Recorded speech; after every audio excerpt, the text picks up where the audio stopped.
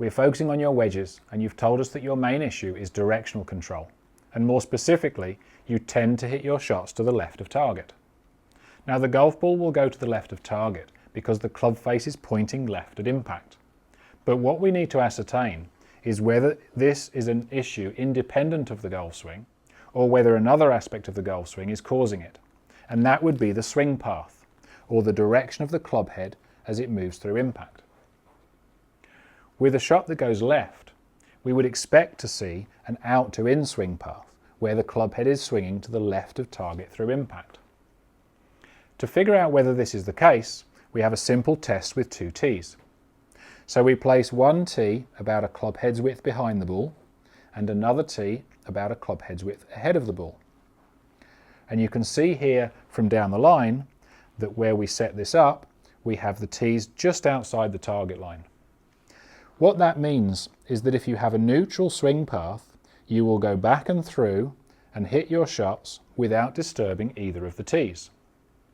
If you have the out to in swing path that you might expect when you're hitting shots to the left, you would be hitting the tee that's behind the ball on the way down into impact.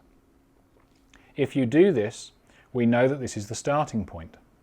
So very simply, you'd replace the tee and focus on making a swing where the backswing and more importantly the downswing approach impact from just inside the tee. If you can do this and the ball flies straight, you found the solution with one change, which was a slightly more neutral swing path. If on the other hand you can miss the first tee and still hit the ball to the left, we now know that the issue is just the club face. So if we look at what the club face does throughout the swing, when you take the club from setup up into the backswing, the club should naturally rotate a little.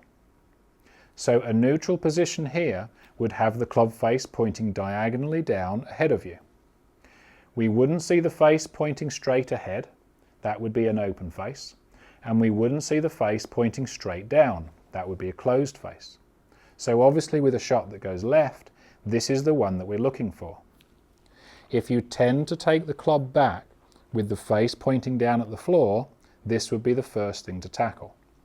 So we need to feel that there's some rotation of the club that allows the face to point down slightly but ahead of you.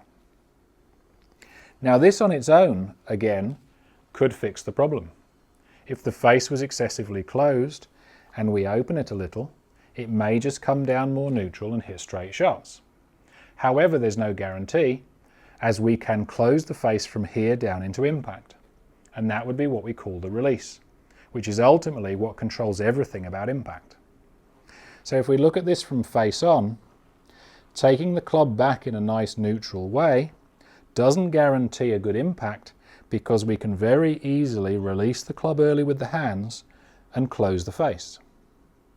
So what we really want on the way down is the body to rotate towards the target, and that's guiding the club down into impact. Without this body rotation, it's very easy for the hands to throw the club head at the ball, which you might call an early release, and that's what closes the face.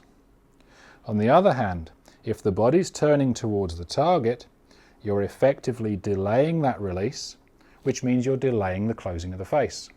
And this is how we would bring the face into impact square. So coming back to our golf ball here, the first thing to check is the swing path, making sure it's not moving to the left of target through impact. The second thing to check would be making sure we don't have a very closed face on the way back, so we have a neutral backswing. And thirdly, and most importantly, is the downswing. We need to lead with the body so that the hands don't close the face early. So set up a neutral path, a neutral face on the way back, and then make sure the body is leading the downswing.